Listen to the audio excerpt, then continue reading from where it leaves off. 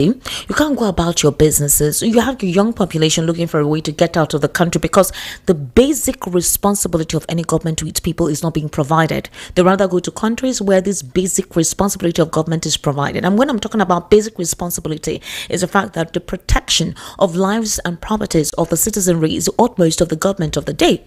So if that is not the utmost of the government here, they will obviously go to another place where their tax actually works, meaning that your security vote counts, their security counts, their education, their healthcare, their infrastructure, facilities, ease of doing business. There is a system that makes everything work. And anyone who runs foul of the law, there are strategic measures to ensure that when you are caught, regardless of your hierarchy, regardless of your connection, regardless of your political affiliation, you will definitely face the law.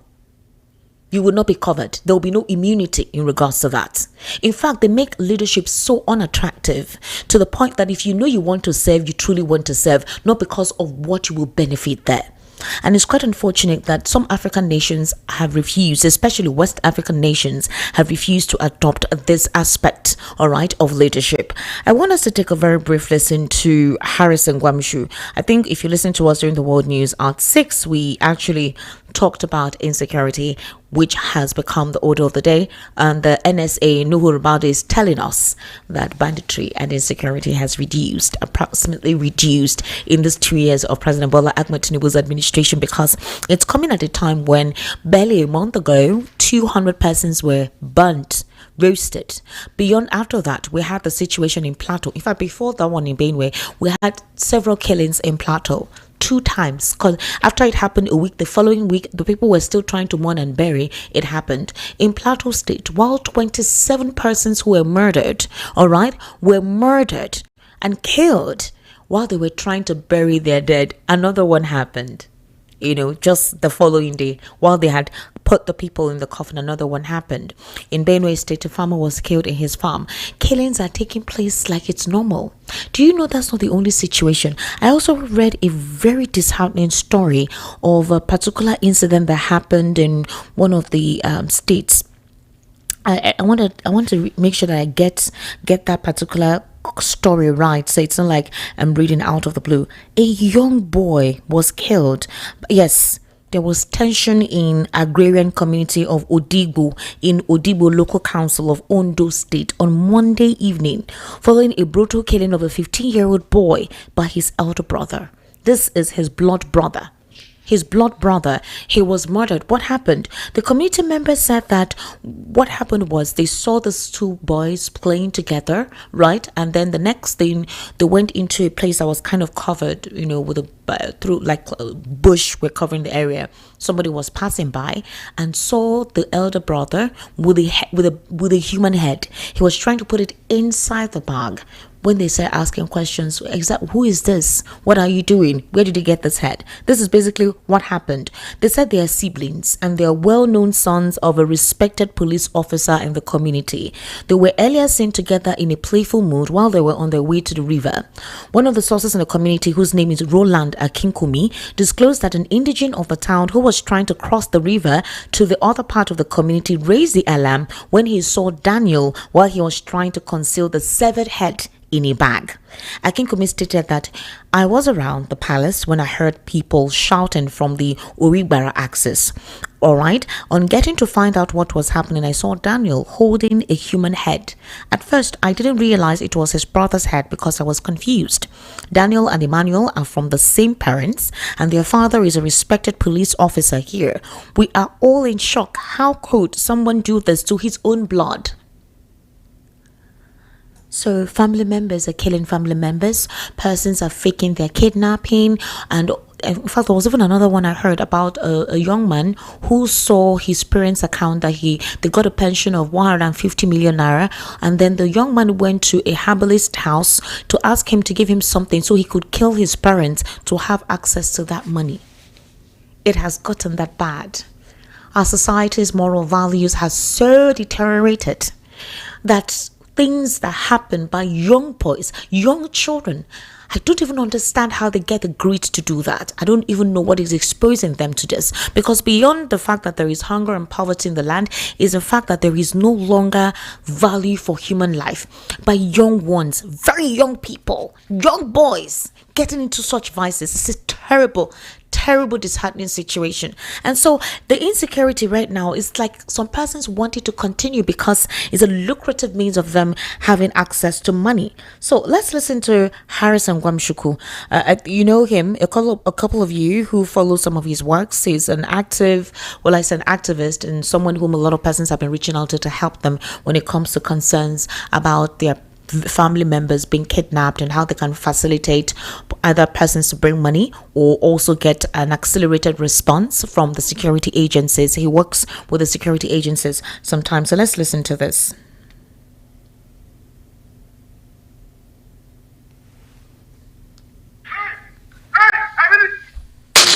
All right. Kudos to the gate man first. The gate man who was able to lock the gate. Now you see, they will hide in the bush. As I drive into the compound, once they open the gate for you to drive in, they will crawl out and wants to kidnap you. But to God be the glory, this gate man is the hero here. The gate man was able to save the owner of the house. They would have kidnapped him and now be asking for money. Now, between June and July, it has been. I don't will talk much. A lot has happened, Now, come like say our people prefer to pay these people, pay ransom when the people kidnapped, when the people get kidnapped, and if they fail to do the needful. Very simple. Get able-bodied men, take them to where they want to prepare themselves. Let them know how they want to do them. Give them the money. Let them go and live inside this bush. Every time they talk up. The woman at Inwane estate, the kidnapped woman at the estate, the married woman, the husband sold properties, cars, before they released her. She spent 1 week. Are we talking about the 5 people from the real estate company that went to check property in the bush and they kidnapped them? They paid about 36 million naira. The company even also paid to on their own to be paid. The man kidnapped last 2 weeks, this is almost going to 3 weeks, Mr. Sunday, Mr. Lucky, around Chukura Street. Till today, they have not released the man. 2 students who went to exam school on Walachi Polytechnic. A married woman and her friend. She was driving home as a kidnapped, just like this video you watch now. That was how 2 of them were kidnapped. This is 1 week, almost 1 week now. Last week Thursday, it's going to 1 week now. They are still there. Ubulokiti, 2 of our able men were shot and killed by these same kidnappers.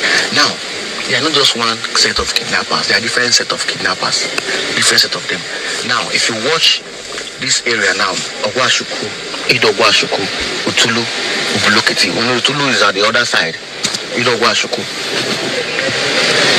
Anyabala. These houses, they are just one-sided. So why can't we go in and do the needful? The military, they are trying. The police are trying. But it requires our effort and the local people to do it. But there's nobody willing to sponsor them. There's nobody willing to sponsor these local people. Nobody is sponsoring these local people. It's only my place now. I say vigilante at my place now. My place vigilante, they set up a board, security board, to be contributing money from the COP. So the question now is, Nigerians will take care of themselves, feed themselves, pay for security, and also be the ones responsible for securing themselves. After also, I'm sure a lot of us who reside in different communities contribute money for security in some of the inner roads where we reside. So you will still do that. You'll pay lots. So it's obvious that we do not have the state armory to provide security. Now, that's not the only thing. A Boko Haram faction entrenched in Shiroro, Niger State, less than 200 kilometers from Abuja, has emerged as groups farthest and most successful outpost beyond the Lake Chad Basin. There is a new evidence that has been shown. According to ongoing research by the Institute of Security Studies, the Jama'atu al-Sunnah leader Awatu Wahal Jihad faction has deeply embedded itself in the forested communities, fusing jihadism with local banditry to secure a strategic base in central Nigeria. The ISS findings, based on interviews with defectors, survivors, and women who escaped from forced marriages with fighters, offer the clearest picture yet of the cell's operations and its growing influence. The group, led by Abubakar Saidu, popularly known as Sadiku, operates camps in forest enclaves such as Kugu, Maganda, and Dogonfili. From these bases, it has launched deadly attacks on civilian security forces and infrastructure across Shiroro, Munya, and Rafi local government areas. A native of Biu, Borno State, Sadiku was deployed to Niger in 2014 by Boko Haram leader Abubakar Shekau. The mission was to reconnect with remnants of the ultra-Salafist Darul Islam group dislodged from Mokwa in 2009. And the NSA is telling us that security is already okay. Insurgency and banditry has reduced. I don't know if this set of people become very active. I don't know what then it becomes of us. Ladies and gentlemen, there's a lot for us to discuss in this regard. Another conversation that I would like us to have is, well, let's just call it, I want to speak with my analysts to know what we would call this. There is supposedly improvement in the first quarter of 2025. There are 10 sectors that recorded the highest real GDP growth. The rail sector, metal ore, electricity, road transport, financial institutions, oil refining, entertainment, motion and music, water supply, telecommunication. These are the sectors that recorded the highest real GDP growth. But what does that mean in the real sense anyways? If this recorded real GDP growth, well, are we still hearing complaints in certain sectors? For example, for electricity, there are a lot of complaints in that. But if we've been able to make good money from there, then why are there complaints? There's also communication about the fact that our telecommunication sector is poor. Some networks are not performing right, but people are paying money heavily for access to internet and proper communication with whomever they want to speak with, but the services have been very poor. So money is being paid, but the services rendered is not what it is. Then for water supply, I don't know which of the states are relying on government water supply, where they said that actually they made good money, about 9.43%. Most homes, specifically in Lagos State, actually rely on their own borehole water. They drill. If you are in any house right now, they don't rely on public water or any state government water. So I don't know which state is able to provide water for the people from the government. But again, these are the conversations I'll be having in the course of the day. My guest analyst today, one will be joining us virtually, another will be joining us right here in the studio, and my guest right here in the studio, as usual. All right, he always comes all the time. Mr. Lawale Kundaya, good evening. Thank you for joining us today. Yeah, good evening. Welcome. Thanks for having me. All right, and also I'll be joined via the telephone with Mr. Segun Shokpeton. He is a political social affairs commentator. He'll also be helping to diverse and talk about these issues in the course of the day. Mr. Segun Shokpeton, good evening and thank you for joining us today. Thank you, Esther. Good evening. Good evening. I would have loved for you to be in the studio, but it's not bad. So long as we get the job done, that's what is important. Yes, so, absolutely. Mr. Shekun Shokpinto, I don't know if you had listened to my intro while I was talking the state of security in the country. The NSA recently said that banditry and insecurity has reduced significantly in this first 2 years of President Bola Ahmed Tinubu, although he admitted that there's still quite a lot of work to do.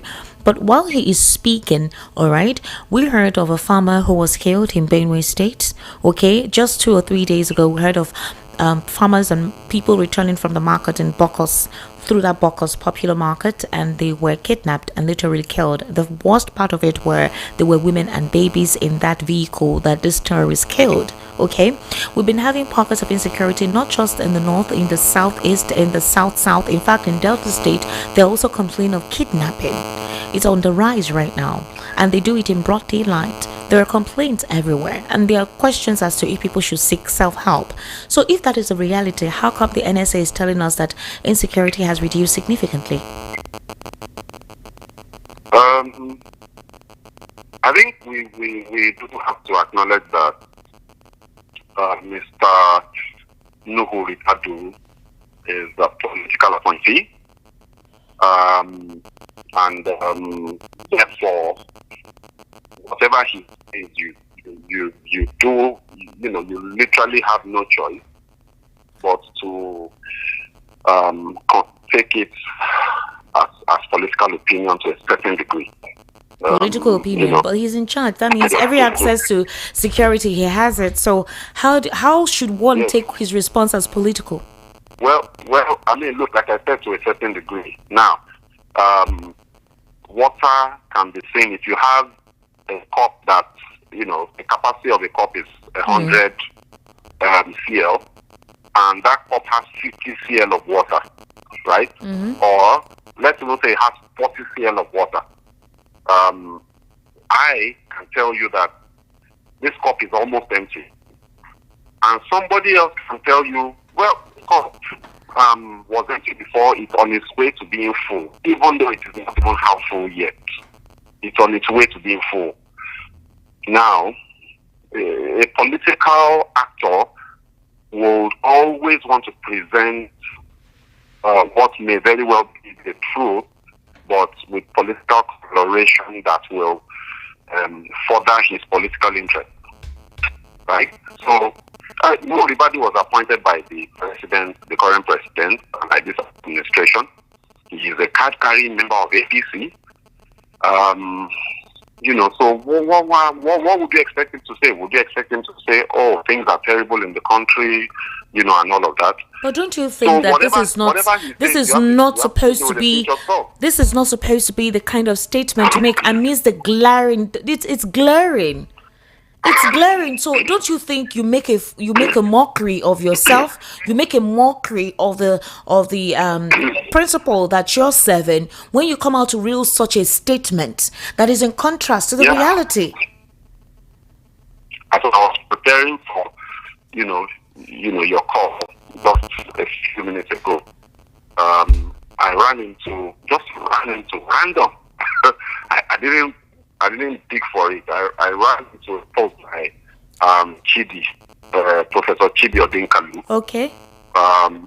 Where he was talking about some people that went to law school or something like that, and on their way back, they went to law school in Yola. Yes, they were kidnapped. And on their way back, they've been kidnapped. I think somewhere in Bauchi or thereabouts. And the ransom of 20 million naira has been demanded for each one of them. I think about 6 or 7 of them. This just happened. This is the latest news. And I would advise everybody that is listening to just simply go online, just Google security situation in Nigeria and see what comes up. People are still being slaughtered daily in this country. Daily. That's not an exaggeration. I'm talking about, every day, right? So it's unfortunate that the lives of Nigerians, who have done nothing wrong except that they were born, they woke up one day and discovered that they're in Nigeria, that their lives have become pawn pieces on the political chessboard. So what Nuhu Ribadu is saying is clearly not true. Security situation, if you want to say that security situation has improved in this country, first of all, you have to try to define what does improvement look like within the context of where we're coming from. We remember the days, 2014, how Boko Haram was in this country. We remember what happened in 2015, just before the elections, how President Jonathan, postponed the elections by 6 weeks and went on a rampage in the northeast, and the outcome of that was the elections were able to take place. We remember how insecurity then metastasized from just Boko Haram, which we're dealing with, and that were making advances and gains on Abuja, the federal capital territory of Nigeria, where they had already started bombing in Abuja. And then we remember how that abated a bit before it translated into Fulani headsmen, before you now started hearing about bandits, before you started hearing about Lakarua, before you started hearing about killings in the southeast, and how this banditry and kidnapping has moved into the southwest, where all over the country today, there's a security problem. So if Mr. Nuhu Ribadu, as the security advisor, wants to tell us that things have improved, he has to do it with numbers. He has to give us he's a security man. He can't just, that's why I said it's a political statement. You can't just come and give a speech, show some pictures. I watched it as it was happening this afternoon. I watched it live. Where you show some pictures of some bandits, and say this one has been eliminated, that one has been eliminated. Oh, congratulations, good job, right? But within the big picture of the security situation in Nigeria, how many incidents of kidnapping did we have in 2023? How many did we have in 2024? How many did we have in 2025? How many fatal incidents did we have? How many Fulani headsmen killings happened? All of these reports are available out there, Esther. There are agencies, international and local, that compile these numbers on a quarterly basis. Nuhu Ribadu has access to those reports. Why is he not giving us empirical data to prove that things have improved? Because it is in the interest of everybody to believe that things are improving, so that we can all be more confident, to go about our daily businesses. So we want to hear good news, but we don't want to be lied to. Right now, as far as I'm concerned, based on what I see, out there, we're being lied to by none other than the one person, aside from the president, who is responsible the most for security in this country, the national security advisor of the president. He's lying to Nigeria. So if he wants to prove that what is said today is true, please, he should bring the numbers. Just do year-on-year comparison, do all the charts and graphs, and show the different security incidences. There are different types. There's kidnapping, there's killing, banditry, Boko Haram incidents, people that died from Boko Haram, people that are in IDP camps. There are so many metrics that you can use to measure how security situation is in this country today. Let Mr. Nuhu Ribadu do that and present the report to Nigerians if he's sure of what he's saying. Do you think that the administration is afraid to do something about it? Because that's a question everyone is asking. What are they afraid of? Because we don't believe that they don't have an accurate report of the onslaught of these individuals, who they are, where they reside. The National Intelligence Agency, the NIA, which could actually go all out to actually extraordinary rendition Nnamdi Kanu. They took time and all through intelligence dedicated themselves, and they were able to extraordinarily rendition him and brought him here. Are we saying that that particular unit is moribund and not active? Or is this a deliberate act to be lackadaisical? Ali Moda Sharif made a statement yesterday about insecurity when he was talking about some certain aspects, on the way things have been modulated in the country. It's not like there is no concerted effort, but I haven't seen, or most people feel that there is apathy towards the plight of the people concerning this. It takes people crying and groaning before you get a reaction.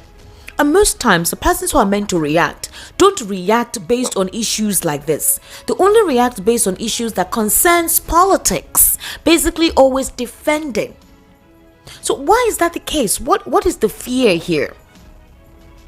I don't think that there is any fear per se. I think that what we are seeing is politicians doing what they normally do. Look, Nigerians need to understand, and this is not necessarily a Nigerian phenomenon exclusively, but it's just that it's worse in Nigeria because of corruption and impunity. There are no consequences for these types of behavior. So it's worse here. Politicians generally look out for themselves, for their interests, and will only do as much good as the society compels them to do. All over the world, politicians do good to the degree and the extent to which their society compels them to do good. So in this country, because of the culture of impunity, we don't compel politicians to do anything. So they will only do the barest minimum. Now, in whose interest is it for insecurity to reduce in this country today? Because if insecurity reduces significantly, then perhaps the allocation within the national budget, the annual ritual, that annual, if you permit me to say, that annual fraud that we fraudulent ritual that we conduct every year, what would happen to the billions of naira 20%. What was the percent? I think it was 10% or thereabouts. I did the analysis when the budget was released earlier this year. Of that went into security services alone. If you combine the budget allocated to the police, to the military, to the National Security Advisor, and the other security services, it took a huge chunk of this year's budget. Now, if insecurity were to be dealt with and it reduces significantly enough, what would the justification be for allocating tens of trillions of naira to security alone? I think the security allocation in this year's budget is about 6 trillion or thereabouts. So what would the justification be for that? So it is not necessarily in the interest of politicians who are after the treasury of the country to see security reduced. Now, it's not just politicians that are also caught up in this commercialization of debt, if you want to put it that way.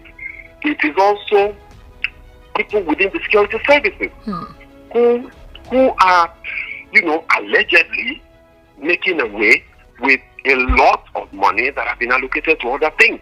It is also a network of supposed NGOs in those war, because we must recognize that this is war, in those war-affected areas, who are making a lot of money. Yes. So look, insecurity has been commercialized. And it would appear as though unless leadership with will and determination comes forward, we are never really going to see this thing reduced significantly. It has come to stay until we get a leader that says no more. Until then, everybody should just look out for themselves and protect, themselves and their family members. Mr. Shegun Shopinto, it's really bad. Do you know why I say so? It has gotten so entrenched that you're even having moral vices being the order of the day. Young boys who are all after money just because they feel that possibly there are no job opportunities, or somehow they are influenced by certain persons or actors or elements, and they're really into terrible vices. Now, it's not just Yahoo over the internet. They're now heavily into ritual killings. They do serious ritual.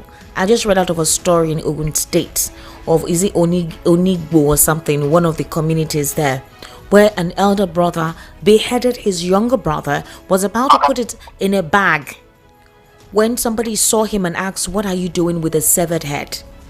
And that was where everybody raised the alarm and started shouting. I even think I saw that video on Facebook as well. A young boy of 20-something years, either 22 or 23, thereabout, killed his younger brother. I don't understand. It has really gotten bad. People killing their own people. Yeah. That's our reality today, and that is the other part of the conversation with regards to insecurity. You see, there is a combination of factors resulting in this, and if we don't get purposeful, visionary, honest leadership, it's going to get worse. One is corruption itself, that has been elevated into a national celebration, national culture. That's one.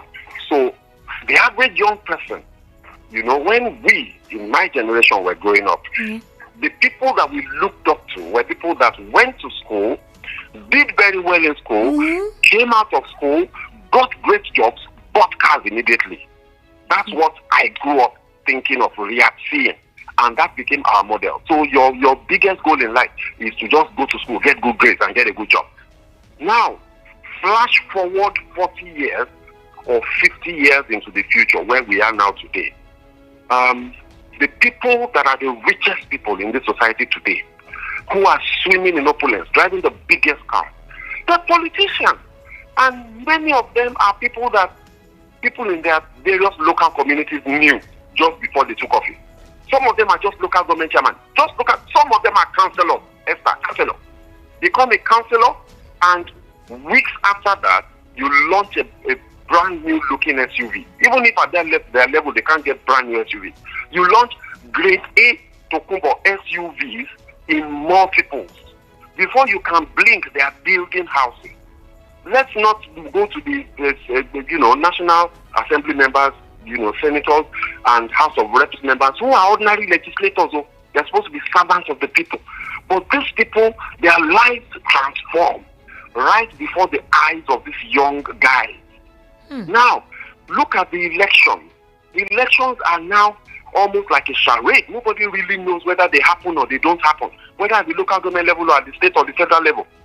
Those are the examples that we're setting for our youth. So how do you want to tell that young guy who is seeing all of this madness, shortcuts, that a society that has elevated the act of taking shortcuts to success, right? And is celebrating it. How do you want such young people to value enterprise, to value hard work, to value the need to defer and delay gratification when their political leaders are not doing so?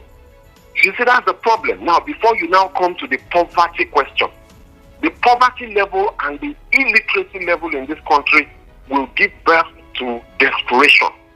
People who just think that there is no hope for me. Even if I don't do this thing, I will die. So let me go do it and die if they catch me. We are now in that dire situation where people are desperate as a result of how bad things have become, right? Before you then go to all the other factors that are driving insecurity in this country, you just discover that we are in a very, very dire situation and we need fundamental value reorientation led by example from the very top. And that is one of our biggest challenges. When the person who is at the very head, John Maxwell, said that everything rises and falls on leadership. So where you have the leadership at the highest level in a country, whose integrity, character, his person, his history are all questionable. I am making no allegations. These are all things that are out there in the public domain. All of the debate and the controversy that happened surrounding the character of the president, including which school he went to, whether his certificate is original or not, whether he was a drug baron in the US or not. And there are documents that are making this allegation. These are not just things that people are just saying. I'm not saying whether they are true or not. Don't get me wrong. I'm saying that because those questions exist about the man at the top, we are challenged in terms of leadership, because leadership signals down to the followers what is right or wrong and what is acceptable in a society. So if you have a leadership with questionable background, whose age you do not know, whose state of origin and parentage you do not know, in other parts of the world, a man like this can never aspire to become a local government chairman. It's impossible.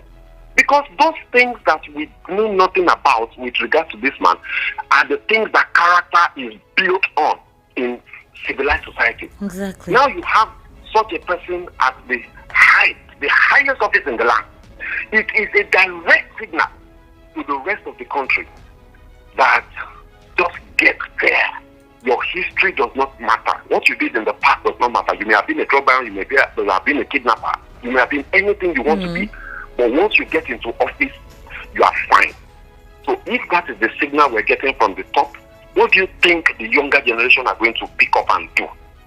So we really, really have a major problem on our hands with regards to where this country is going and how to redirect, this very terrible descent into moral decadence. Right now, morality is lost, and people will tell you, even in politics, Esther, when we were having this debate in 2023 about the character of the people that were contesting, yes, people said things like, character is a luxury. What matters is performance. That the person that will get there must be somebody with the pedigree and the competence and track record of performance. The character does not matter. For me, I found that very deeply disturbing, because I have been trained by my parents to understand that character is everything. That a good name is better than silver and gold. Those are the things that my parents taught me when I was growing up. So to hear all of a sudden that no, a good name is not really that important, as long as you have the capacity, the wherewithal to get silver and gold and share it with the rest of the country, I'm not even talking about corruption. Let's assume that we get a president who makes the country good, genuinely, who improves the lot of the people. Do you think that part of the insecurity, which includes moral decadence and young person getting into moral vices and the get quick rich syndrome, do you think this digital age is actually a major influence, causing that, where you see a lot of young persons, possibly because through social media and through several apps, they get quick money and they feel that you don't necessarily have to work so hard to get it, and so if whatever it takes to get into such vices, to have that access to money, because there's a particular social media influencer who is a very young boy. I mean, they know him as Pella or something like that.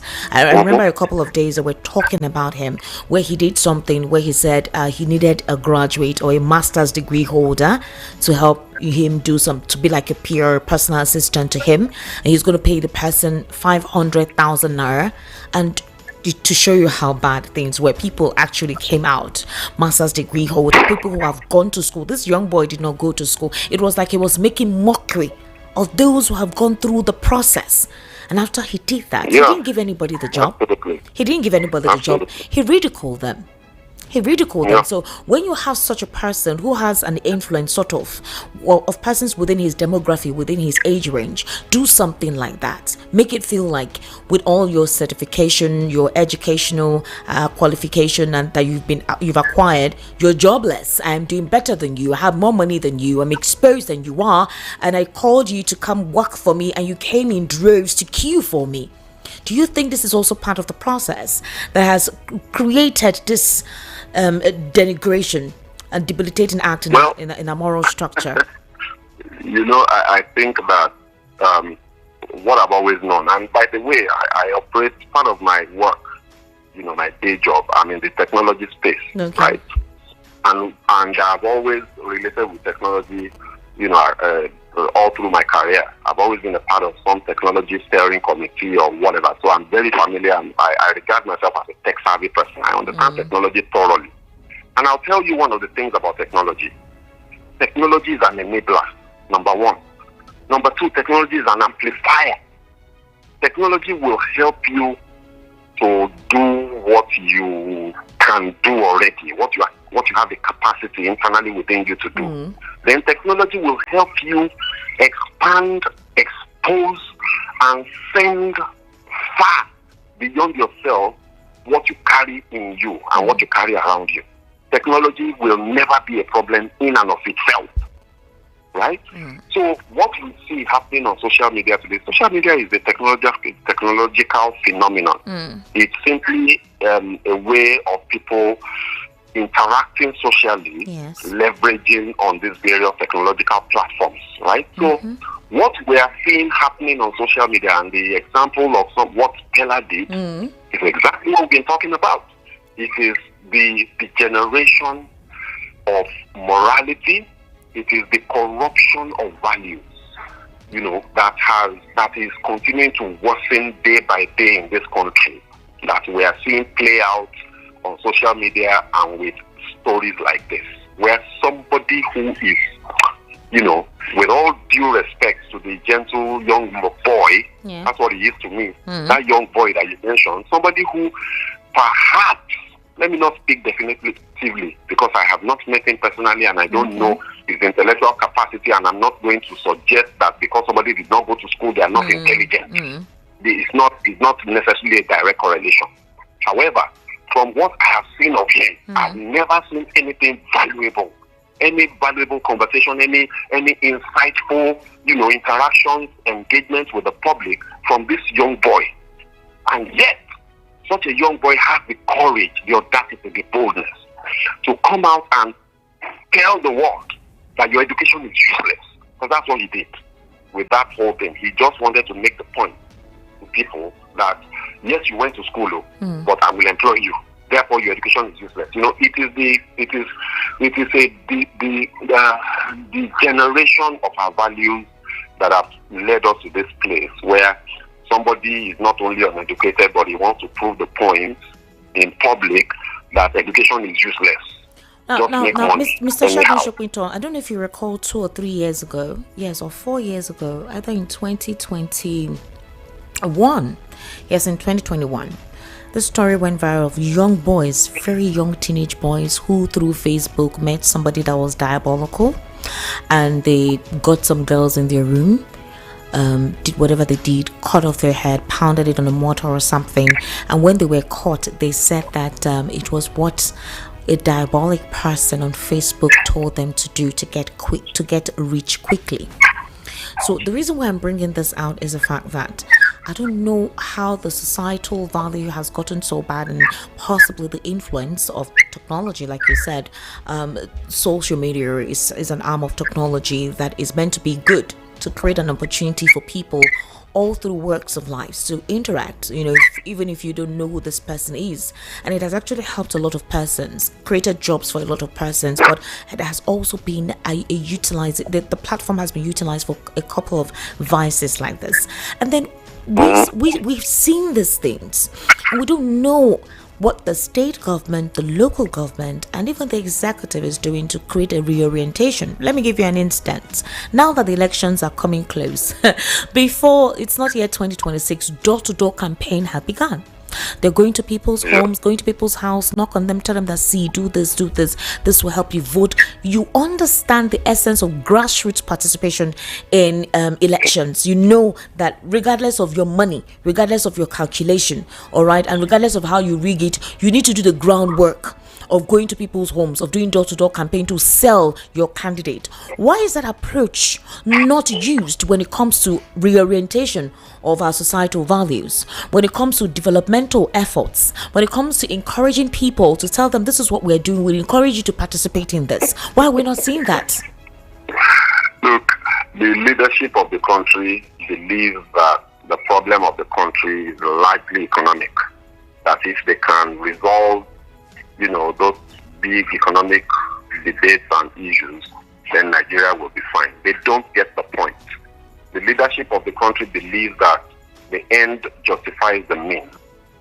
They believe that if you want to get to the top, you've got to fight for it and get it anyhow. Yeah.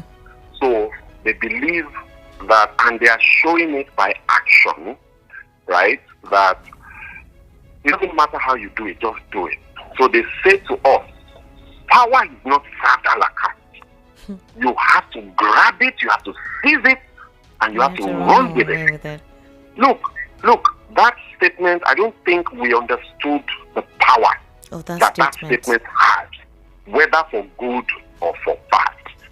So if your political leadership thinks that all we need to do is fix GDP and fix inflation, and therefore all of the effort is geared in that direction, then who is going to solve the moral issue?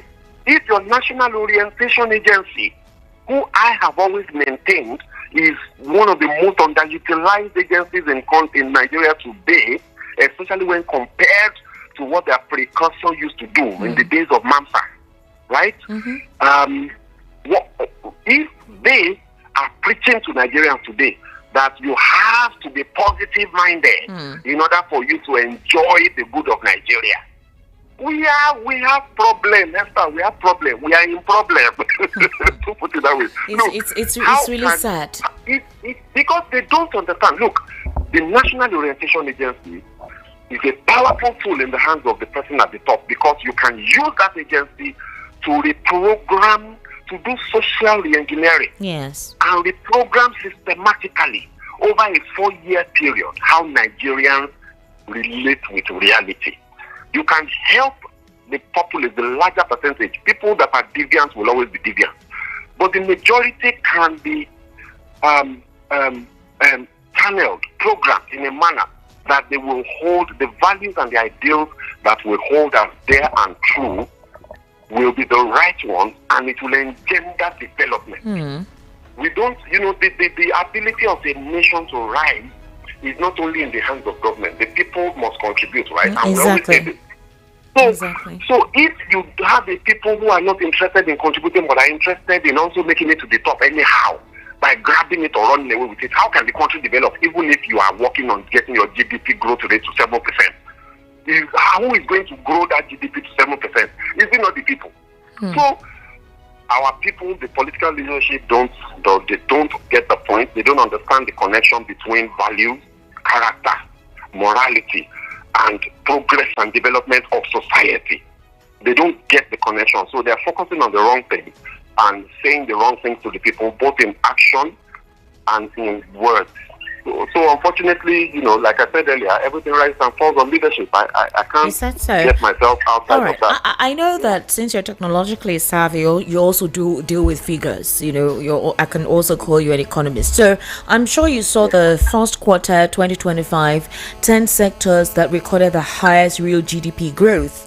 I think this came out from Cable Index. Rail transport contributed the highest with 28.95%, metal ore 25.20%, electricity, road transport, financial institutions, oil refining, entertainment, motion music, water supply, and telecommunication. But a couple of Nigerians reacted to these statistics that was reeled out. For example, for water supply, they believe that most homes in Nigeria actually self-supply water. They no longer rely on the government of the day to provide water for them. So they're wondering how did this particular sector, record the highest real GDP growth. Another thing also is electricity. So a couple of communities, not just in Lagos, but even outside Lagos, have not had electricity for months. Okay, they've not even had the what do you call that thing? The prepaid meter or transformer, or even the analog one that reads, the electricity that comes in exactly. They don't have it. So how did they record? How was it the highest sector? Is it that people paid, but then services were not provided? Because that's basically what this actually interprets. And then you now have water resources, telecommunication, and electricity. Obviously, financial institutions, we do know that those ones will contribute, and entertainment too also work. So how is this particular statistics? How should it be believable? What impact does it have in real time?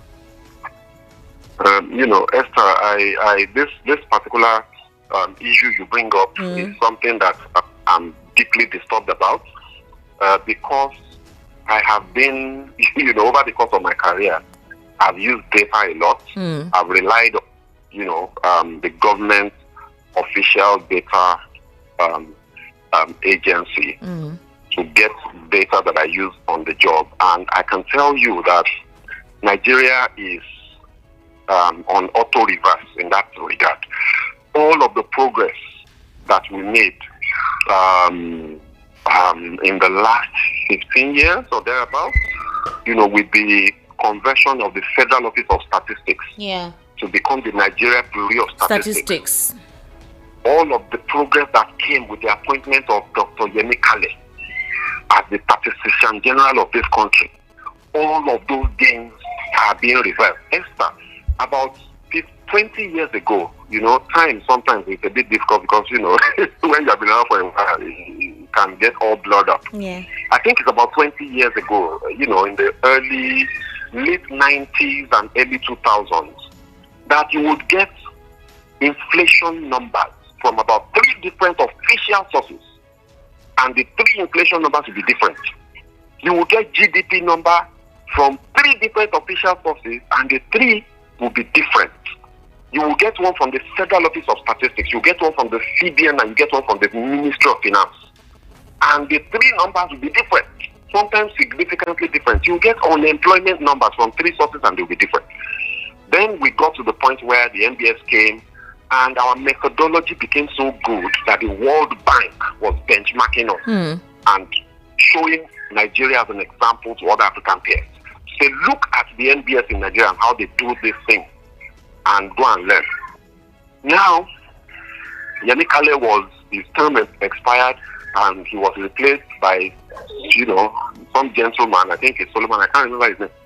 And all of a sudden, the basis for calculation of unemployment was twisted, and unemployment numbers miraculously dropped from 33% official numbers to 4.1%. Unemployment became better in Nigeria than it is in the UK, in France, and in the US. Do you see? look, we have big problem on our hands. So that means Now, the NBS has been politicized?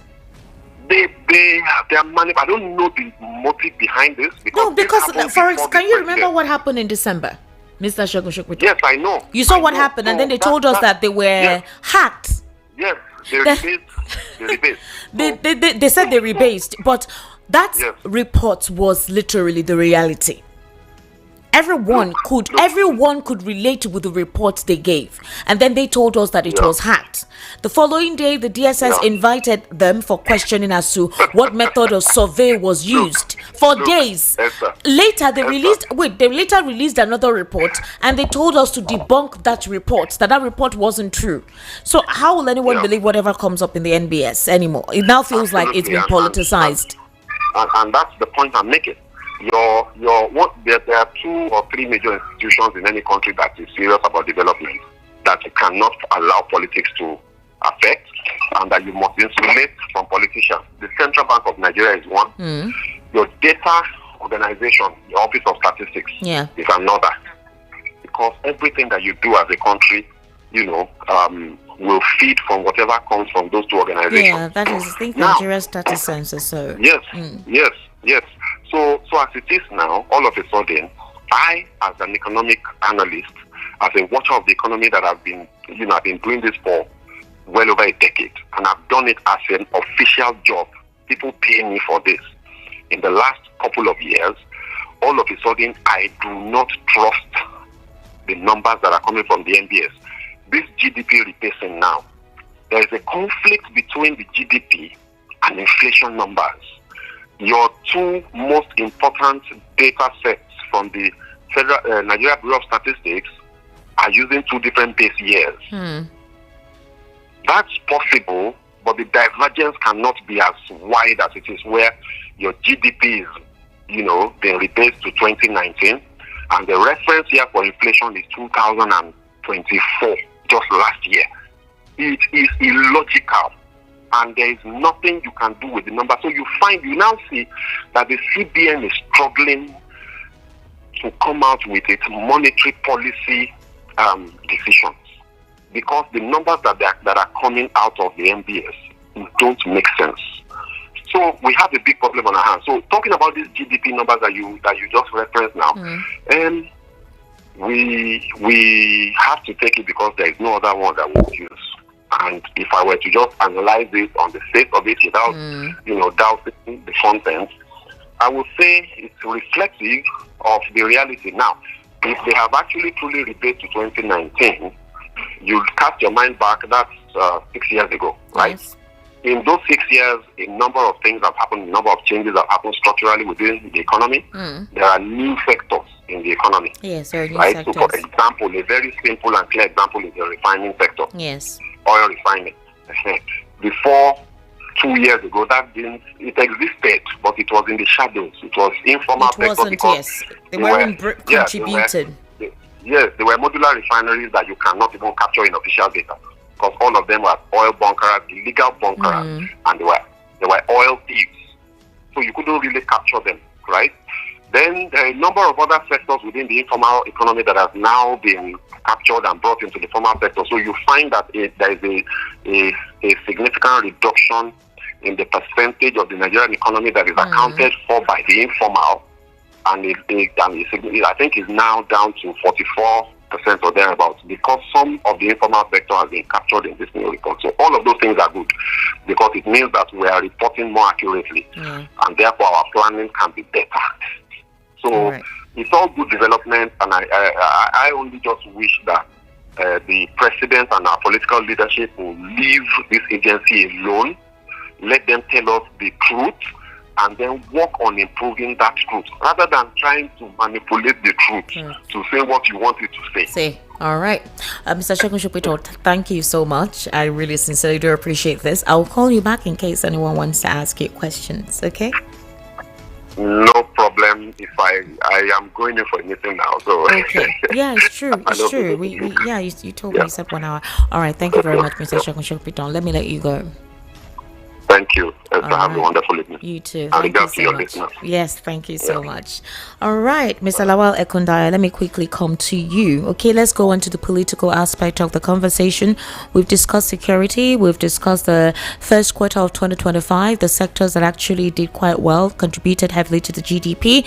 And let's look at politics. So, Honorable Jude Idimogo, a former Lagos lawmaker, has appealed to Peter Obi, Labour Party's presidential candidate in 2023, to abandon his 2027 ambition and support the president. According to Idimogo, he also serves as deputy leader of Indibo in Lagos APC. He said Obi's candidacy would split southern votes and hand the advantage to the north, undermining regional interests. Citing how the North rallied around Muhammadu Buhari for 2 terms, despite criticism, Idimogu said Tinubu deserves full support. He cannot undo Nigeria's problems in 2 years, but with unity, progress, it is going to be possible. He also dismissed the strength of opposition parties, saying neither the People's Democratic Party nor the African Democratic Congress has a candidate capable of defeating Tinubu in 2027. So he urged Obi and other Igbo leaders to prioritize the South's continued hold on power. Now, I don't have an issue with him advising Obi to step aside his aspiration, being the fact that he should show support to President Bola Ahmed Tinubu at the time of the South. Are they saying that just because President Bola Ahmed Tinubu is there, he shouldn't have any other person contest but just him? I don't understand. What is the essence of competition? It's a democratic system of supposed democratic system of government. So just because you want the president to continue, which is not bad, here's your principle. Agree there's an unwritten agreement, there's a time of the South. Why are you asking another person who intends to aspire just because he's from the South not to? That is going to split the vote. If your party has stated to us Nigerians consistently that they are confident of winning 2027, no opposition is a threat to them, why asking somebody who aspires like any human being in this part of the world who is interested in aspiring and has the capacity, or say they have the capacity to lead, to step down for you? I don't understand. My own side of it is that if you advise somebody to do something, you must have a good reason. That he told you the reason now. I'm coming. I use the word good. Okay. Now you have a good reason to tell the person to step aside, or maybe step down, or maybe support somebody. Now, the question is your reason reasonable? Okay. To me, it's not reasonable, because all the things that he said, for the reasons for Obi to step aside, are completely selfish and baseless, and then he's talking out of point. He's talking like somebody who's speaking while sleeping. So that's why I said, what he's saying, is it reasonable? To me, it's not reasonable. If it is reasonable, you will not be the one to be saying that, because when it comes to democracy, it's a game of number.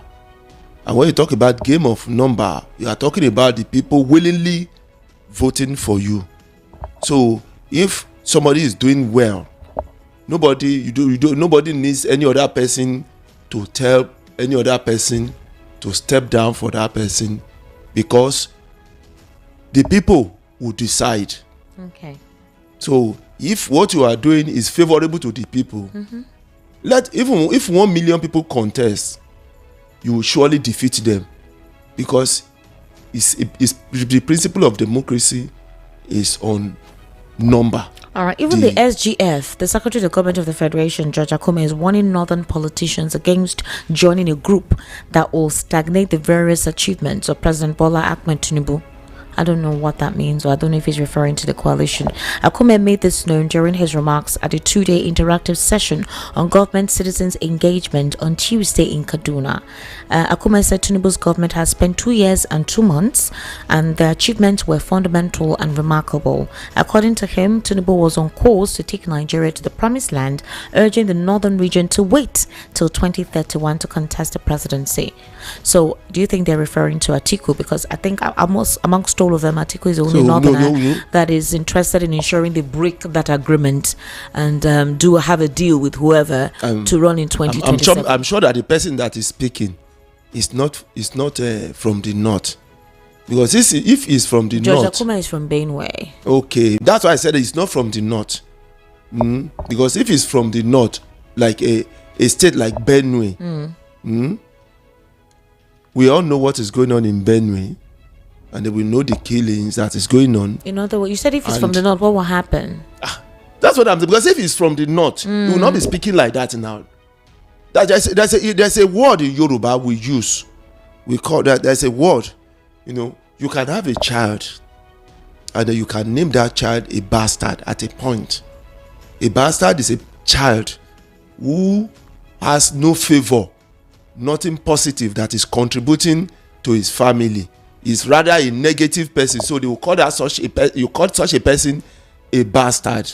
It's a person that is disowned. So if you say you are from Benue, and we have IDP, internally displaced people in Benue, and the president visited the place, and then the people have not been returned to their house, to their land, to their homes, and while we are still thinking about that, there are so many. Another one is which more are occurring in the same place that you come from, and then you are speaking like this.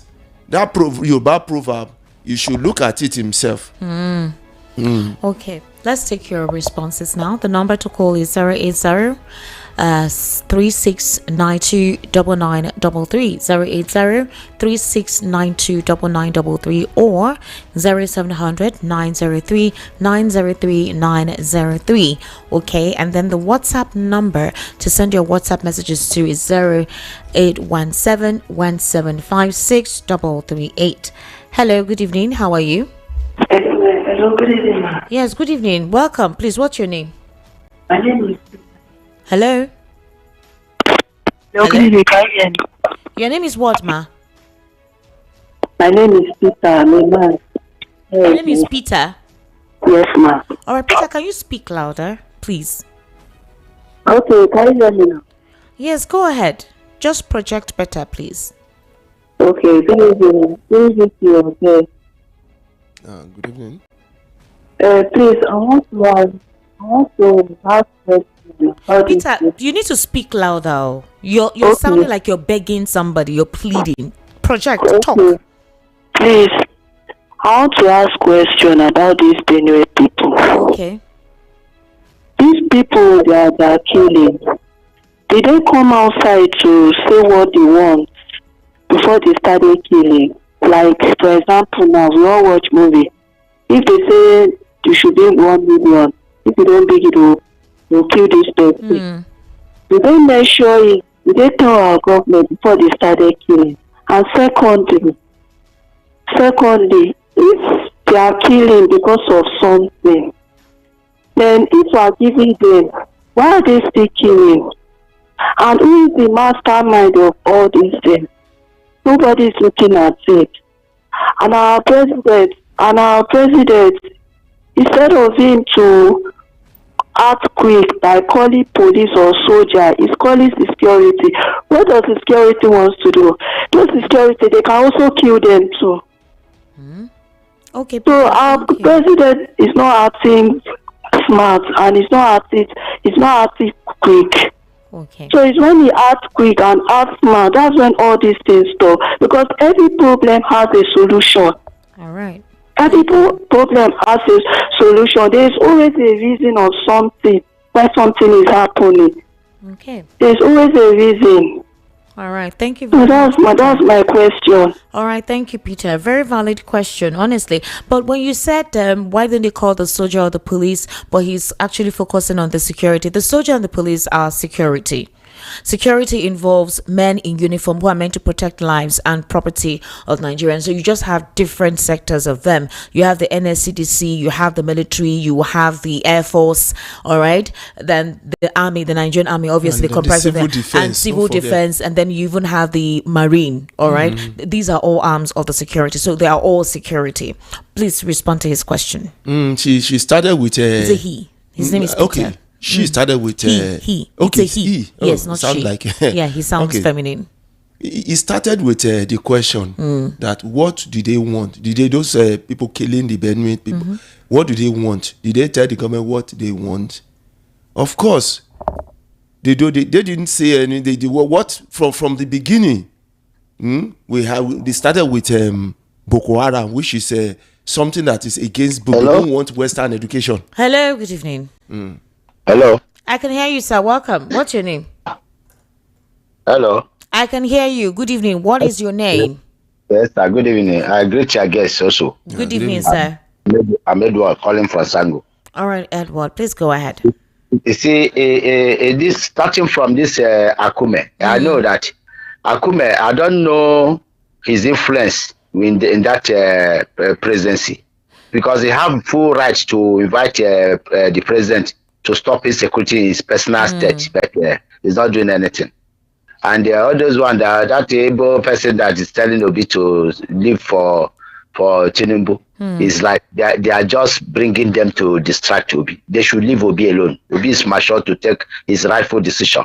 When we talk about South, if the president we see now is not doing anything, I don't think he's supposed to be there, because look at this insecurity. This is killing. That one alone have removed him. But what I'm urging every Nigerians is to adopt house by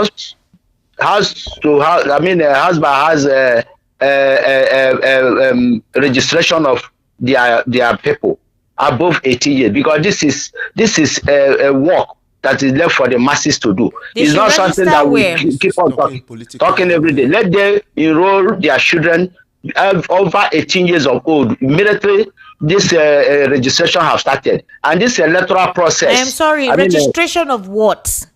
Registration of voters card. Okay. They should go to register for their voters card. If they are calling you now, always let them know that it will be at the back of their mind that immediately this registration start, the one that you never get, let them get it. Let it be house to house registration. They so have that started when we already. talk about INEC has massive encouraged voting, persons to go to the local government and start registering for a PVC. He has.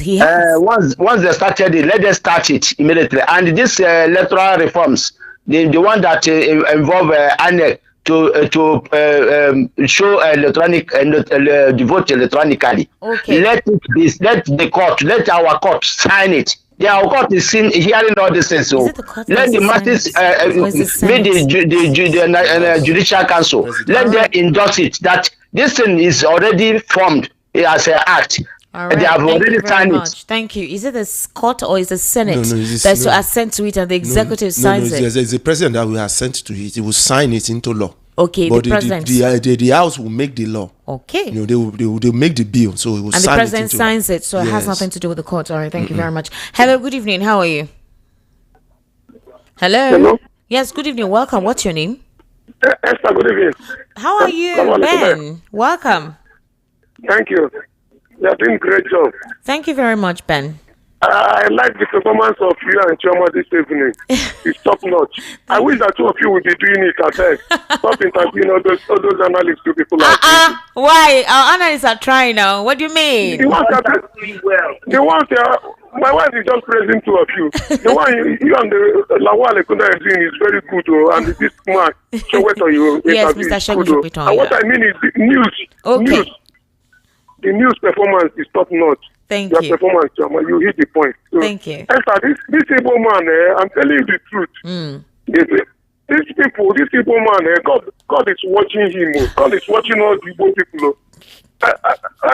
All this Ohanese, they should scrap this Ohanese. This Ohanese is not helping Igbo, so it is the greatest problem Igbo people have. No, the Ohanese is the Isiguzoro faction. No. The Ohanese worldwide by Justice Mbata said they never utter such a statement. They never said Peter Obi should. You hear it in Guzoro, you hear this. Organize. You go to all the prison, all the facilities. Igbo people are there that did not commit any offense. They have never rescued any Igbo man. They will be killing everywhere. They will not do anything. They will be sacking communities. They will not do anything. And you never hear them condemn all the. They will say Peter this, Tinubu this, Peter. What type of nonsense is that? It is Igbos that it has the problem of Igbos. What the problem of Nigeria? Look at the way Yoruba people now organize themselves. You look at the way Northerners organize themselves very well. Look, what the vote of Peter because from this Lagos, it is Yorubas that voted for him. Tomorrow you will be hosting somebody here and you will be telling Biafra, say, we are marginalizing Igbo. It is Igbos that are marginalizing Igbo. The most marginalized people are Northern youth and the Yoruba youth. Nobody is marginalizing Igbos for any reason. Not Igbo land that see out of school children. All these people that are making noise, they will never build any school in Igbo land. They have never developed anybody. And they will say, it's all about tradition and the politics. They will collect money. Look at now, they say, which people bought 200 million naira forms for Tinubu. Yes. 200 million naira forms for Tinubu, Tinubu doesn't have capacity to be a president.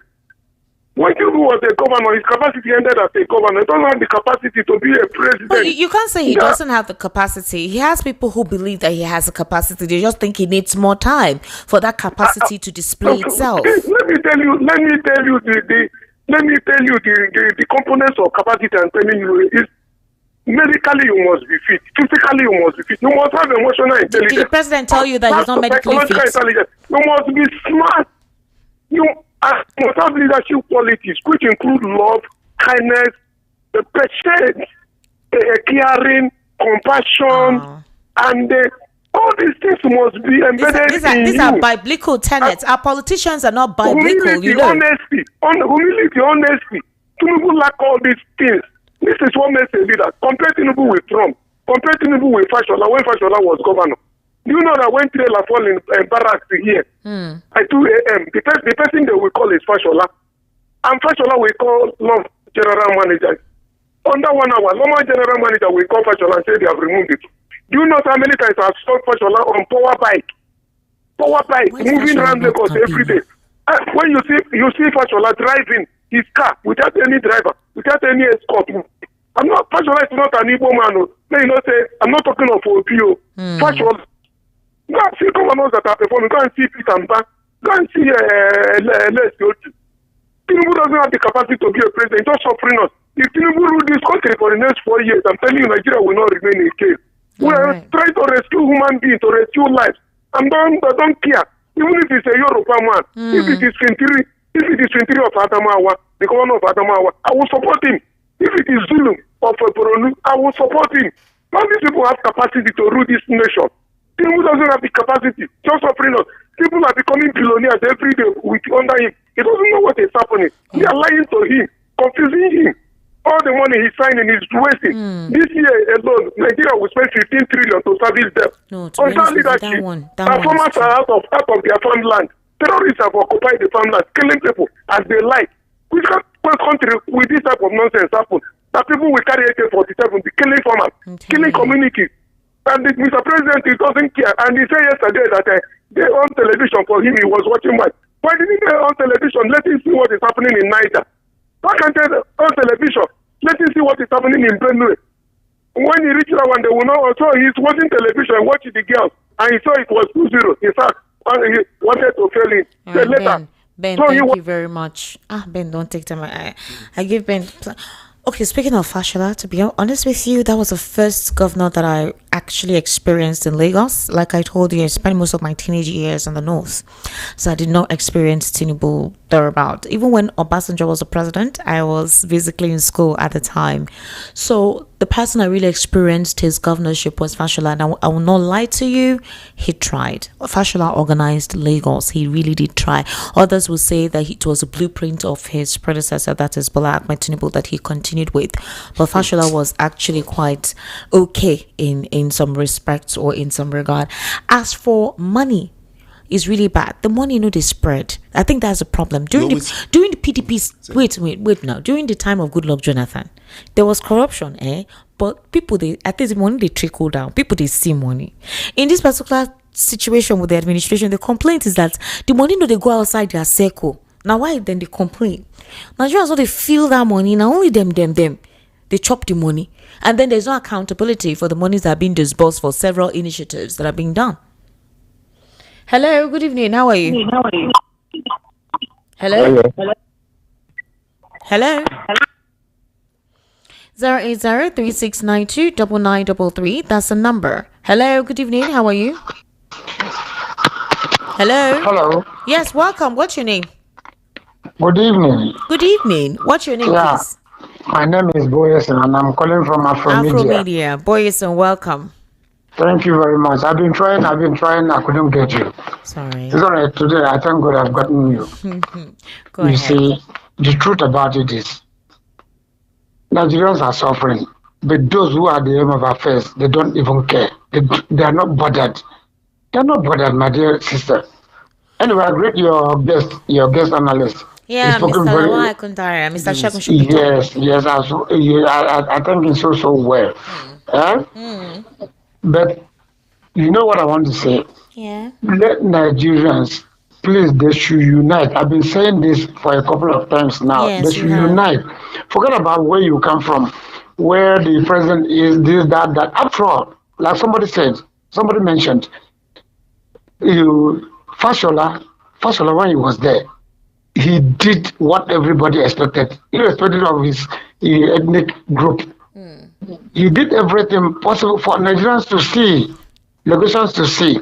Mr. Lawal does not agree with you. He said not for him. Now the man at the helm of affairs decided to just cajole everybody, everywhere, pocketed Nigerians into his own pocket. Honestly, it pains me. It pains me a lot. It pains me a lot. And I know that it pains a lot of Nigerians. How can we just retrieve this country called Nigeria from the pockets of those who are the helm of affairs now? Especially, even his personal assistant, what do you call it, Bayo Nanuga, is even not helping matters. He's not helping matters now. That guy keeps on deceiving Nigerians. Where are we heading for? Where are we heading for? I beg Nigerians to seek their swords and come together. Call a spade a spade. Let us speak with one voice and say this government, no to this government. Thank you very much. All right, thank you very much, Boyson from Afromedia for calling 08036929933. That's the number, and the WhatsApp number is 0817175638. Hello, good evening. How are you? Hello. Yes, sir. Good evening. What's your name, please? Okay. Mr. Madi, please go ahead. Telling ourselves truth, because the day we started telling ourselves truth, Nigeria will move forward. And the problem is from the head. What is the character of the head? What is the behavior of the head? We are talking of capacity. Tinubu don't have that. Tinubu cannot stay on top of laptop under 1 hour. Right or wrong? I'm just telling you that you did there. Yes? You don't see him. No, let us see. No, you're supposed to know all this is. No, how you take no now? You don't go say and say no. Fit there for the laptop. So let's leave that one alone. But let me tell you the truth. Nigerians, unless we sit down and say who will go there and deliver us, and among them that are parading themselves, let me tell you, it is Obi that can deliver Nigeria from all the people that are parading. Because I don't know, some of the analysts will come there and start marketing other people, like people that are marketing to Atiku before Obi. In Nigerian politicians now, Obi is the most popularity politician you can talk of. And not only politician, a truthful human being that can do it. And you know that he can do it. Why? Let us try him. People have been telling you that he's weak. Who tells that Obi is weak? Obi is not weak. Obi can do whatever any person can do to make sure that Nigeria is moving forward. That is the only thing that I can tell you. Don't mind that Awanese, what do you call him? He's looking for what he's going to eat and it's good. They are not telling the truth. So what they are parading themselves, and those ones that are saying that Obi should go and sit down, that people, where did this, when at least, when 1999, Obasanjo was through Nigeria, he's a Western man. Why can't you allow other regions? The South have taken Jonathan. Why not allow the South to go there? Anybody that calling Obi to that should sit down. That person is cheating himself. Obi can do whatever any man that are ready to move Nigeria can do. That's what I want to tell you. God bless you and get you there, Esther. All right, thank you very much. Thank you. Okay, so you see how the Nigerian society has turned into an evil enterprise where people of all age commit unthinkable crimes. Young boy kill his brother for what? Young girls trying to modify prostitution for the love of money. And when the Ghanaians protest that Nigerians should leave their country, some media people will go on speaking useless English, trying to create a shabby narrative to excuse the criminal activities of Nigerians. It's a big shame to identify as a Nigerian, no value, and the people are as terrible as the politicians. It's money, money, money these days. And Esther, okay, you are guilty of that because yesterday you were asking why Atiku isn't going about sharing money like Obi, and I was glad a caller condemned such comment. Tay, so Tay, please let me help you correct your interpretation of what I said yesterday.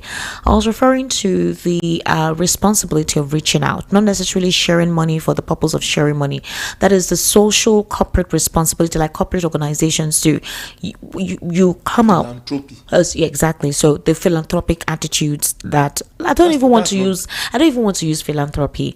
What I'm trying to say is so it's when it's close to elections you come out. We don't see the effort you put in to build people, to build the community. We don't see. Maybe you do it secretly and we don't know, but it just feels like all you do is just to politic, and then when you are giving out monies to your fellow politicians. So Tay, I hope I've been able to help you have a proper comprehension of what I was referring to yesterday. All right, thank you very much. I'll take more calls. Hello, good evening. How are you? Hello. Hello. Yes, good evening. Welcome. What's your name, please? It's a Joe calling from Kingdom. Calling from where, sir? It's all Kingdom. It's all Kingdom. It's all Kingdom. Yes, sir. Oh yeah. Go ahead. Well, I've been trying for ages. It's just a miracle to get to today.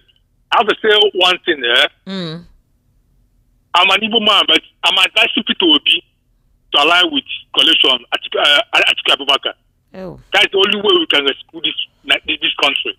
Is it time of the South? If election in Nigeria is free and fair, the man that works in your company will win Tinubu and APC. The man that works in your company, if it's a free and fair, will beat APC. But the problem is that we're not having a free and fair election in Nigeria. The next way is to be to align with Atiku. Okay, thank you very much. Like I said, I think there's a lot of fears to that. Some of the followers say that he does that when it's a time of the South, they would not participate. Some people feel they'd rather prefer Tinubu to continue.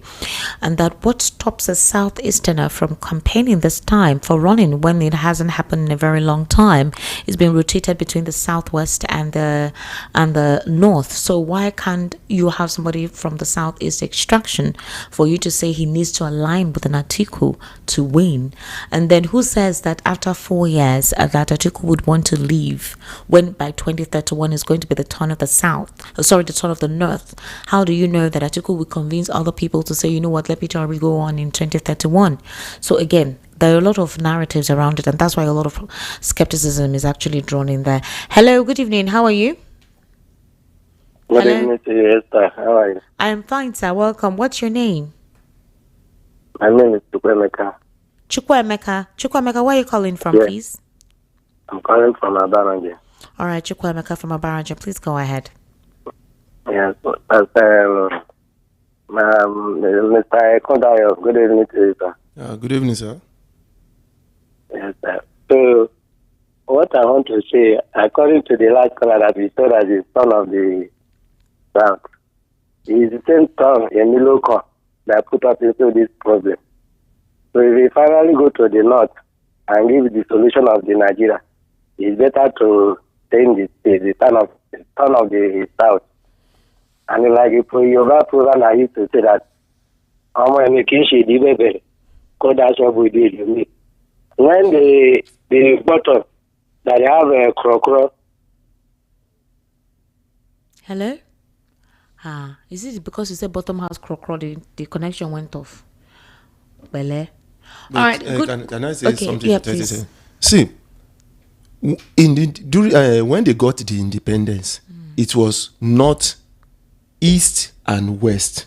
Now, I don't know how they scattered the whole thing. That you are talking about north and south. It's supposed to be north, east, and west. So if you are saying you are rotating it, then it must be north, west, east. We were not there. I don't understand when they were having that secret agreement. I don't know. One, it's not even Nigerians. Some people they just sit down and make decisions over Nigeria based on their own interests and forget about Nigerians. Oh, Tony. It's our turn. I mean, all these stuffs. Oh, Tony, you have said it. Well, how do you say it in Yoruba? You have said it all. Say it in Yoruba. Say it now. You don't want to tell me. You don't want to teach me. You can say Lobatan. Lobatan. I heard to. Lobatan. Good evening, our dear presenter and honorable guest in the house. My name is Taiwo Olabode from Iyese in Ota. Thanks for the great job you're doing over there. If our analysts are analyzing issues, it looks as if they're taking it personal. But no, they're only opening our eyes to the state of the nation. We saw what happened in the last local government election where one party cleared all the states. What did Lagosians do? Our people should please stop insulting the analysts who took their precious time to come and give us their insight. Peter Obi needs to work with Atiku for now. If Obi or Atiku contest separately, Tinubu will defeat them.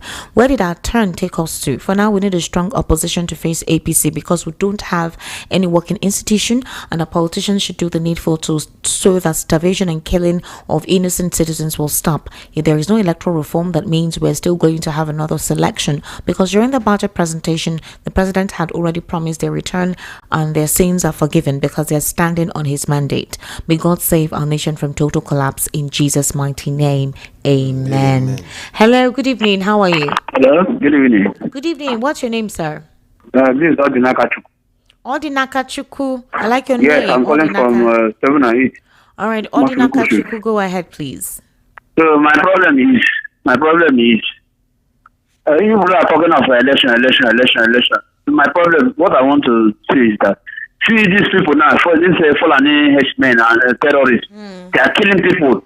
You see the way they are killing people in here, and Nigeria is pampering them. Then you will just talk. Look at the way they hold Nnamdi Kanu. What did Nnamdi Kanu do to them? Let them release him now. He never committed anything. Let them release him. Let's go and develop our country. And you are not talking about releasing Nnamdi Kanu. You are talking about election. All right, thank you, Odinaka.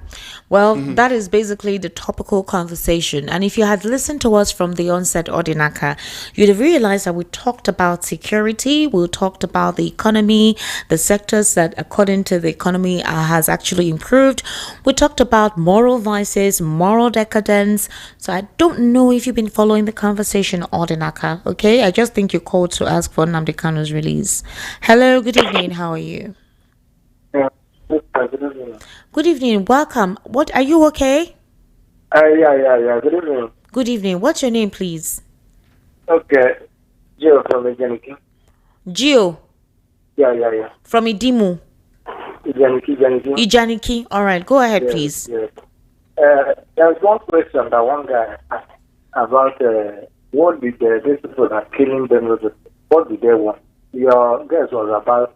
Good evening. No, good evening, sir. Your guys were about answering the question before another call came in. Please. Then this issue of asking a bit to quit, I don't think it's the best. Okay. I don't think it's the best. It's better to allow him, he's a man enough, it's better to allow him to do in his mind. Okay. You understand? Okay. Thank you. Thank you very much.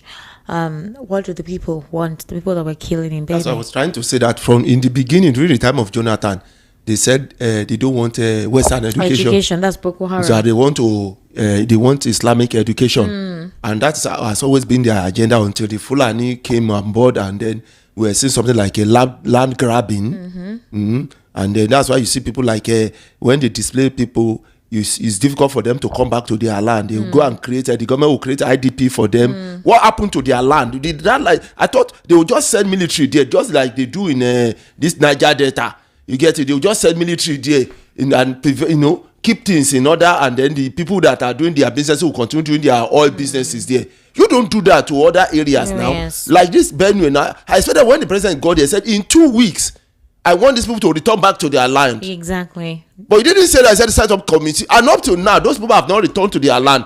But that land is not vacant. Some people must be there by now. Exactly. And they are not the people who were there. Those ones have been chased out of their land. Okay. And the government has created IDP camp for them. How can you be internally displayed in your own land?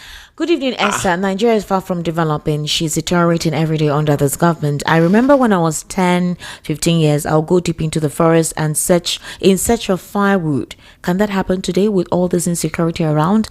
Now Nigerians are depending on other nations' government to survive, running away from their own country, even becoming a mockery. When we have a government, a country blessed with assorted natural resources, unannounced, leaving your own country should be only for pleasure, sightseeing, tourism, etc., and not for the reason of surviving.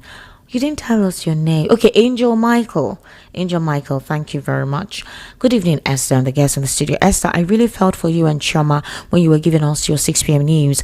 My dear, it's quite unfortunate. Esther, we're really helpless in this situation because nobody will come to your rescue when you're in danger, though we're already in danger. Please, Esther, what are gaining as citizens in our own country, from healthcare, education, security, housing, electricity, road, water. In fact, we provide every single thing for ourselves, but the so-called rulers are enjoying all this amenities free of charge with their families. Esther, is there any way out of all this quagmire, these problems? These wicked and cruel rulers are after 2027, no more, no less. No single truth in them. Who will bail the cat? Mayor from Ikotwegbe. Mayor, it as well. Hello, good evening. How are you? Hello, good evening, Esther. Good evening, sir. Welcome. Good evening, Mr. Ekudayo. Good evening, sir. Welcome, sir. Please, I want to say something concerning this on that they say they got is the faction or is Isi Guzoro? They are youth wing of them. They're the ones. Okay. So I believe that they should investigate that matter very well, because this was how they went to give some people cars up for the bishop during Mr. President's inauguration. They said that even the Christians are in support of their Muslim ticket. So they should investigate that matter very well, because for somebody to see this kind of situation and you are buying form for the president ahead 2027, when the election is not even at hand, and the person saying that P2B should support the present government, I believe he'll be paid for it, because how can you see this kind of economic and you are saying that P2B should support the president to continue? So it's like them themselves that are at the top. They are cashing out. So we the poor masses that are wishing us death. But I believe we still get to them one way or the other. Because how will you see this kind of suffering? And you said P2B should support the president to continue because it's well with him. You don't even think of the less privileged ones, the poor ones. But I believe what goes around must surely comes around. Thank you. Thank you very much for calling. Okay, 080-3692-9933. Esther, I've always said it on security. Ribado is the greatest mistake in Tinubu's appointment. How can a former political aspirant be the NSA of our country in a time like this? He will always see and talk politics, of course, as against professional security intelligence. It is well Chiedu from Ogun State. Hello, good evening. How are you? Hello, good evening, Esther. Good evening, sir. How are you? Yeah, this is Afam. I'm calling from AJ. All right, Afam, please go ahead. There's been trying to reach you for long, but I can't get you. Sorry, a lot of calls are coming in through. Please go ahead. All right. You see, we need Superman in this our country, Nigeria. We need a Superman or Batman or somebody who can be able to deliver Nigeria from Nigeria. Because what I am seeing and what I am hearing, honestly, I'm afraid. The shocking part of it is that our president said he has high blood pressure, so he cannot withstand anything that is. That means he doesn't feature in social media. He doesn't even, according to the news, he said he didn't watch ball last. He has aides to do all of that. Yeah? He has aides to monitor social media for him, so he doesn't have to do that. No, that means he doesn't like to hear anything shocking news, anything that we, you know, that. You don't talk and now say this is the problem. You don't want to see, that is the reason why people that surround him don't tell him the truth about the Nigerians, about what Nigeria is facing. They always come to him with those kind of talk that is no problem. They are doing well. They are okay. Everything is fine. No problem. The Nigerians they're not complaining. Nothing. So and he doesn't watch TV.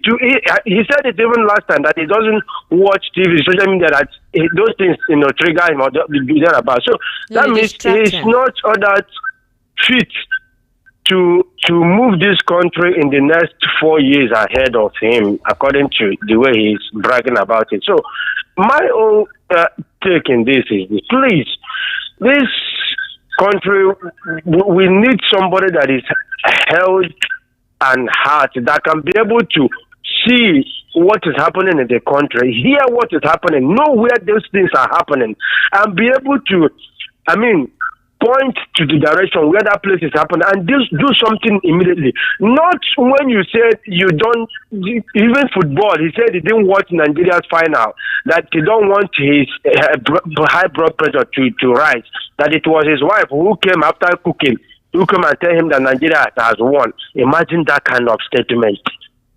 So I don't understand where it was Trump that was at FIFA, Chelsea and PSG last match. He was there. He's a president. He was there. He was watching the ball live and direct. What are we talking about?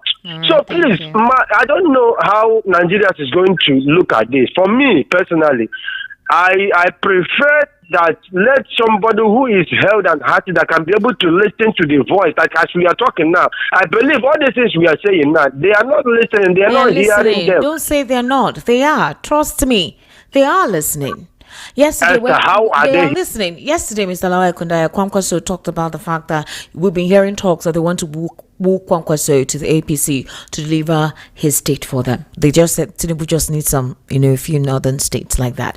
And when Kwankwaso said that Tinubu has completely isolated the north, the next thing we're hearing is that is it Kano or Kaduna? They're trying to revitalize the textile industry. They want to work on it.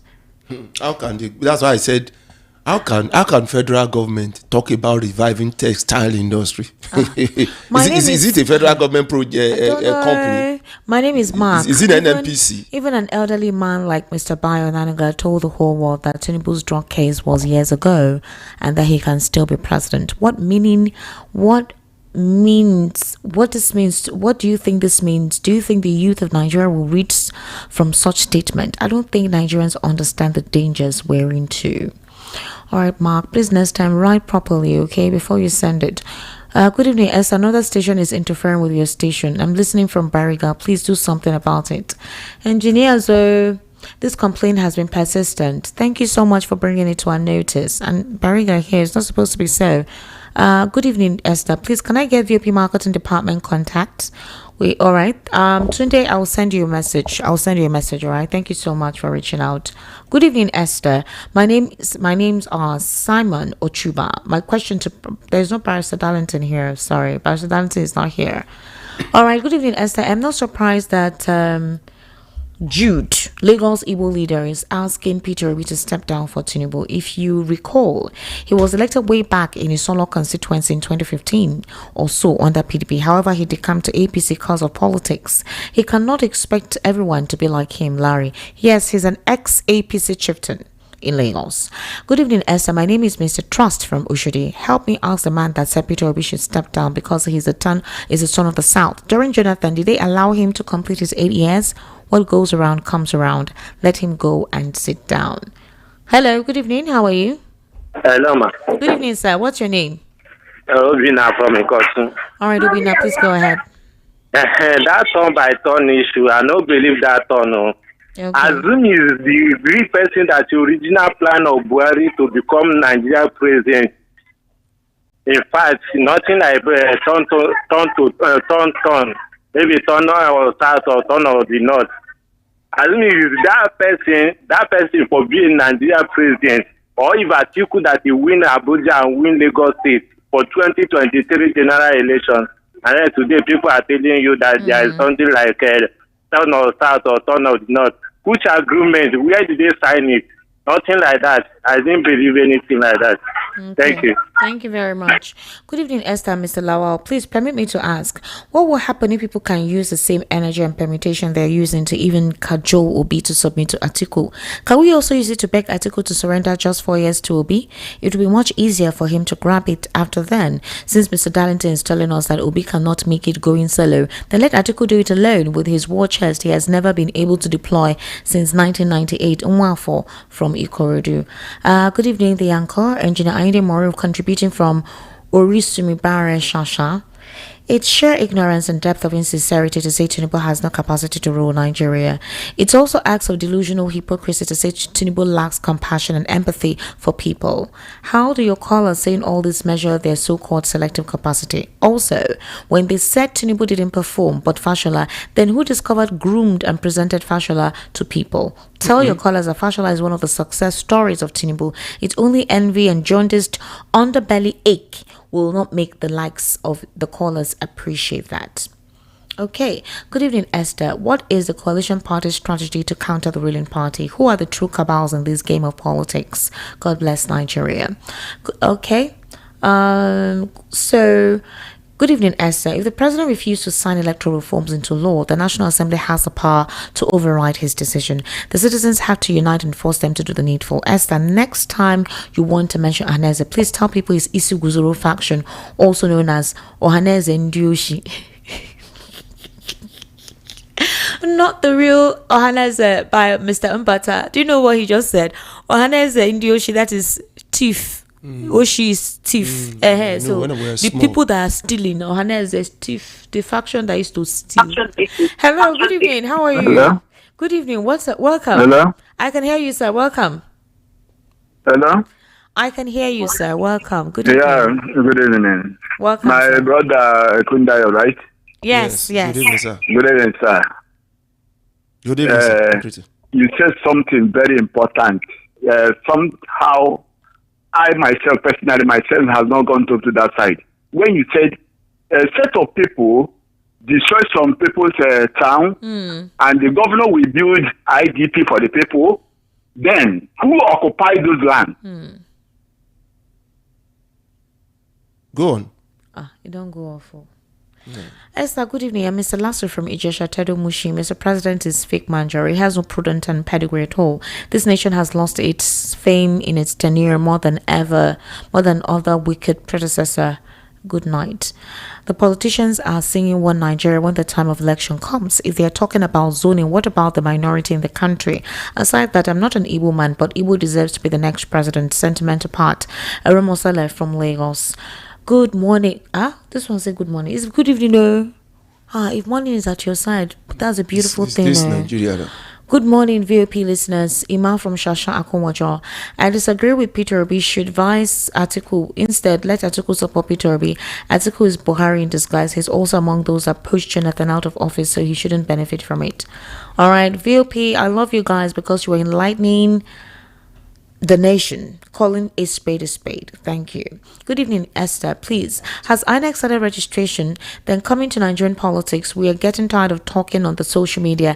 Let every reasonable Nigerian move this motion to rearrange electoral process. They know what they are doing. Let them sign it into law so that our vote will count at the end of all these things. Thank you. Martins from Ijegu. Good evening, Ekundaya. Please, God will bless you for advocacy to Nigerians. Look at how people are dying on a daily basis, and Tinubu do not care. Rather, continue borrowing money and sharing it amongst themselves. Is it how we're going to say thank you? Martin from Ijegu. Esther, good evening. This is Kayode from Ijegu. Agbede, Ogun State. David Mark was in the Senate for years and others. About this killing in Benue, all of those people did not say anything. They just want to grab power for their selfish interest. Good evening, Esther. Since 2015, when we put the president that did not go to school, that is when Nigeria lost value in education. Now it's only loud making money, and all the youth are copying the loud now. Can you imagine? In my own area, I was asking one Yahoo boy a question concerning school. Do you know what he told me? He said the president that is there did not go to school. Is it not night school he went to? When there's hunger in the land, people will commit a lot of crime. EDC from Ogun State. Quite interesting. Good evening, house. Please, you guys that went to deceptive schools, why haven't you been able to rectify what's wrong with your studio reception for more than a month now? Ching Hong Kong from Chicago University. Wahala, you de para. Esther, education is still the best pillar in feeling empty. The education you have can't. Okay, Esther, education is still the best. Pella is feeling empty. The education you have, Pella can't pay for it. Education is sustainable in long run. Ugo.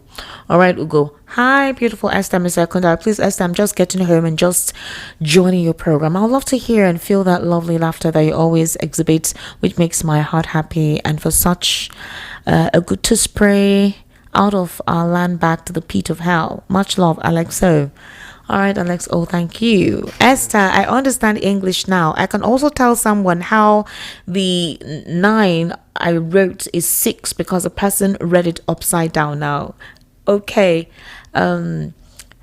Like begrets like. Good evening, Esther. And the family of VOP. I greet Mr. Lawal Kundire, Mr. Shubita. You guys are really doing well. Anyway, on insecurity challenges in the country today, I think Mr. Shekun have said it all. Just as he rightly quoted, John C. Maxwell's School of Thought actually teaches that the rise and fall of everything, organization, etc., fosters on leadership. What it is simply defines is that whatever we see happening now is this country today is a direct drive from Mr. President Bola Ahmed Tinubu as a chief of armed forces of the Federal Republic of Nigeria at the moment. However, there is an adage in Igbo land which says that whatever is snake birth must possess a long stature tendencies. So OPJ ruled 8 years, Yaradua 2 years, GEJ 6 years, Buhari 8 years. Now if Tinubu rules 4 years now, it will mean that the North have 10 years while the South have ruled 18 years since democracy began. Godwin from First Act is referring to their zoning thing and he's counting. Hello, good evening, how are you? Hello, good evening. Good evening, ma. What's up? Hello? What's your name, ma? Yes, ma, I can hear you. Madam Peace. Welcome, ma. Yes. Please go ahead. Done, good evening. Good evening to Mr. Gundaja. Good evening, ma. Hello? He can hear you, ma. Go ahead, ma. Good evening, ma. Okay. Please, I want to say what when the foundation is destroyed, what can the righteous do? We can see all the factor of policy in this government. Education, everything rubbish. They don't even value anything. They just want to grab power, borrow money, and do everything. They should do everything possible to make sure that this man is out of that place in 2027. Else, everybody would die. It will sell Nigeria and we will empty. This is the first thing he's selling, buying, borrowing. When he enters a container, when he knows he's not going to come again, he will borrow everything and we will start trying. Even people will be dying. Nobody will survive for this country again. That's my thing. All right, thank you very much for calling, okay? Good evening, Esther. I hope you're doing well, and I agree with Mr. Lawal too. The government should do something. The bloodshed is too much. These are the people that are supposed to contribute to the food crops. They are human beings like them. They have family, they have lineage. Please, our president should do the needful before it gets out of hand. Concerning the election of the thing, our so-called people are greedy and unreasonable. We're still in 2025. Still, the cry of the masses doesn't mean anything to them. They should fear God. There is God. Kudos to you, Esther. God bless you more. Rachel from Oshodi. Rachel, thank you very much. President Tinubu lacks moral and physical courage to lead Nigeria, from Adeyemi from Ayabo. Good evening, Esther. Remember that they refused to give some people their PVC, and some good number of pictures were found. Some PVCs, a good number of some PVCs were found in some bushes. Those things should be addressed, Florence. That's true. Good evening to you, S, and to your analysts. Truth be always told, Tinubu and his cohorts are never bothered about the welfare of the Nigerian masses who are right now suffering under the subsidies gun regime. We're under Bayo Adenuga's propaganda bohaha. I think you're referring to Bayo Onanuga. The poor will certainly rejoice at the end of the day. Nigerians, let's keep watch, as we'll definitely reclaim reclaim our country in Jesus' name. Boyson from Afromedia. I greet Mr. Kundaya, my lady, please. Is Akume not from Bainway? Any thanks. Grandma Maggie from Oshodi. Yes, so he's from Bainway. Esther, your guest on phone spoke very well, highlighting the evil killings, rituals, moral decadence. Also, Atiku should support a younger northerner if they want to win 2023 elections. Peter Obi cannot win on his own. He'll be rigged out as it was in 2023. Tinubu should crash food prices and overcome insecurity if he wants to remain president. Ugochukwu from Ikorodu, Lagos. Ms. Lawa, what's your final take? My final take is that Nigerians should not give up. They should be proactive. They should be focused, they should be selfless, they should be loving and care for one another. That is when Nigerians can be on top.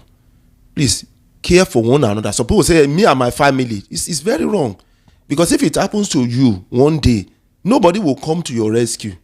So, but when you assist others, when you have the means, they assist you too. In Yoruba, they say, your right will wash your left hand. Exactly. That is how your hands get clean very well. But if you wash it alone, the right hand wash itself alone, it will not be clean properly. But when the two, the right and left, wash together, that is when both of them will be clean because they will assist each other. So we Nigerians, the masses, we need to assist one another. We need to show love to one another. All right. Thank you so much, Mr. Lawala Kundaro. And what he said, to buttress what he said, I went to the market today. Everyone from all and sundry. When I went to buy the fish I wanted to buy, the woman did not ask me, "She omo iboni, omo kinini." What, madam? Wanted? I was pricing. She said, "No, madam, not the last price." I say, I take go beg you. She don't agree. And I needed to buy my fish. So please, let's understand that what affects one person affects us all. It doesn't matter from where you come from. And political affiliation should not deprive you of your sense of, objective reasoning. All right. My name is Esther Machuku. I'll see you tomorrow. Make sure that you subscribe to VOP 903 FM across our social media handles on Estic Media, ESTIQMEDIA. You can subscribe there on YouTube. On Facebook, it's Esther Machuku. On X is at Esther Machuku. And on Instagram, it's at Esther Nwaz, ESTANWAZ. Have yourself a wonderful evening. Bye for now.